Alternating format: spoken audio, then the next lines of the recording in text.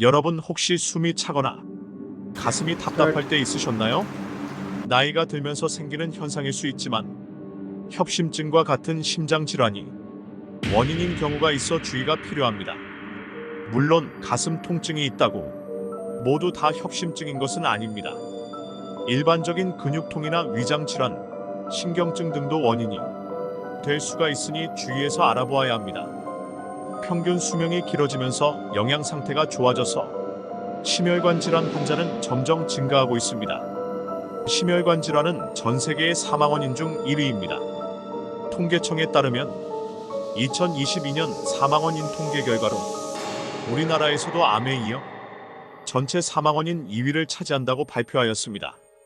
가슴이 아프거나 숨이 찬 증상이 있다면 혹시 심장병이 아닐지 잘 살펴보아야 할 것입니다. 협심증은 일반적으로 심장에 혈액을 공급하는 동맥이 좁아지거나 막히면서 발생합니다. 이 심장에 혈액을 공급하는 동맥을 관상동맥이라 하는데, 관상동맥이 동맥 경화로 인해 좁아지면서 심장으로 가는 혈액이 부족해지는 병을 말합니다. 마치 배고픈 사람이 배고픔을 느끼는 것처럼 심장 근육이 충분한 혈액을 공급받지 못하면 나타나게 됩니다. 가장 흔히 경험하는 증상은 흉통이라 불리는 가슴 통증입니다. 사람에 따라 조금씩 다르지만 대부분은 가슴을 짓누르듯이 아프거나 가슴에 매운 것을 바른 것처럼 아프거나 숨이 찬 경우로 표현을 합니다.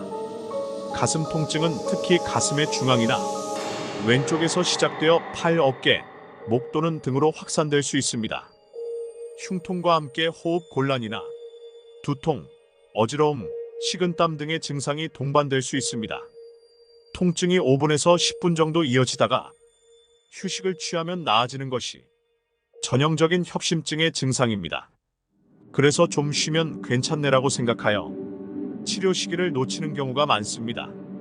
그러나 병이 심해지면 평소에도 통증이 발생하고 지속 시간도 길어질 수 있습니다. 통증이 점점 심해지거나 가만히 있는데도 아플 경우에는 불안정형 협심증이나 심근경색증을 의심할 수 있으니 이런 경우에는 즉시 응급실로 가셔야 합니다. 협심증은 누구에게나 발생할 수 있지만 특히 다음과 같은 경우 위험이 증가합니다. 먼저 나이가 들수록 위험이 증가합니다. 남성의 경우 45세 이후, 여성은 55세 이후 위험이 증가합니다. 그리고 가족 중 협심증 환자가 있는 경우 위험이 증가합니다. 흡연은 관상동맥을 손상시키고 혈관을 좁힐 수 있기 때문에 위험합니다. 고혈압도 관상동맥에 손상을 주기 때문에 위험합니다.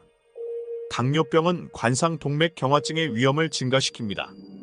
높은 콜레스테롤 수치는 관상동맥 경화증의 위험을 증가시킵니다. 흉통이 발생하면 병원에 즉시 방문하여 정확한 진단을 받는 것이 중요합니다. 심전도 검사, 운동부하 검사, 관상동맥 조영술 등의 검사를 통해 협심증을 진단할 수 있습니다.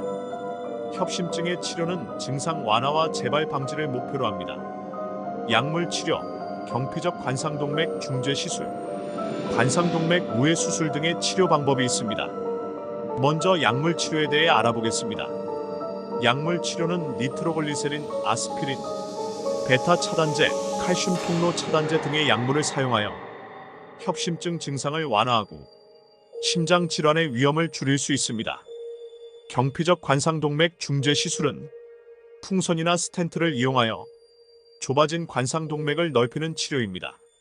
최근 환자들의 연령대가 높아지고 당뇨병이나 신장질환 등 만성질환을 동반하는 경우가 늘어나면서 수술 없이 치료하는 관상동맥 중재 시술이 보편적인 치료법으로 자리를 잡았습니다. 이는 관상동맥 조영술과 같은 방법으로 팔이나 다리 혈관을 통해 관상동맥에 관을 삽입하고 막힌 혈관 부위를 풍선이나 철망과 같은 스텐트로 확장시키는 방법입니다. 이 방법은 전신 마취를 하지 않아도 되고 회복 기간이 짧으며 흉터도 남지 않아 협심증 치료의 많은 부분을 차지하고 있습니다. 하지만 협착의 중증도가 매우 심한 경우엔 심장혈관흉부외과에서 시행하는 관상동맥 우회 수술을 통해 치료하게 됩니다. 관상동맥 우회 수술은 혈관을 이용하여 막힌 관상 동맥을 우회하는 치료입니다. 적절한 치료는 개인의 상태에 따라 다르게 진행되므로 반드시 전문의와 상의하는 것이 중요합니다. 그럼 이제 협심증을 예방하고 건강한 삶을 위해 어떤 노력을 해야 할지 알아보겠습니다. 협심증은 생활 습관을 개선하여 예방을 할 수 있습니다. 가장 먼저 흡연을 중단해야 합니다. 흡연은 협심증의 주요 위험 요인이므로 반드시 금연을 하셔야 합니다. 금연 후 1년이 지나면 심혈관 질환 발생 위험이 절반으로 감소하고 15년이 지나면 전혀 담배를 피우지 않은 사람과 위험도가 비슷해지니 하루라도 빨리 오늘 당장 끊는 것이 중요합니다. 그리고 혈압을 정상 범위를 유지해야 합니다. 당뇨병 환자는 혈당을 꾸준히 관리해야 합니다. 콜레스테롤 수치를 정상 범위로 유지해야 합니다. 규칙적인 운동은 심장 건강을 유지하는 데 도움을 줍니다. 식사 후 규칙적으로 걷기나 조깅 등 운동을 해보세요. 건강한 식습관을 유지하여 과체중이나 비만을 예방해야 합니다. 스트레스는 혈압 상승 등을 유발하여 협심증 위험을 증가시킬 수 있습니다. 적절한 스트레스 관리 방법에 대해 다음 영상에서 안내드릴 예정이니 구독과 좋아요를 누르시고 정보를 받아가세요. 심혈관 질환에는 완치가 없다고 합니다.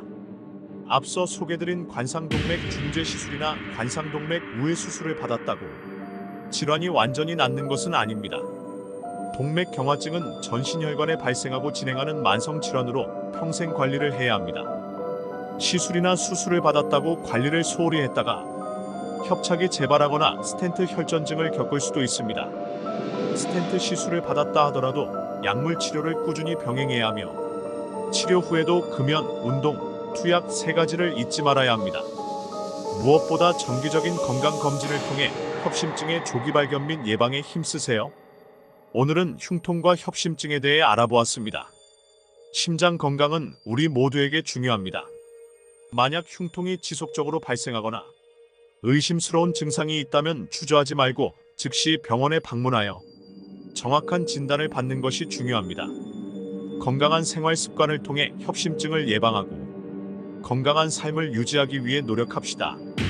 제가 알려드린 정보가 여러분의 건강에 도움이 되었기를 바랍니다.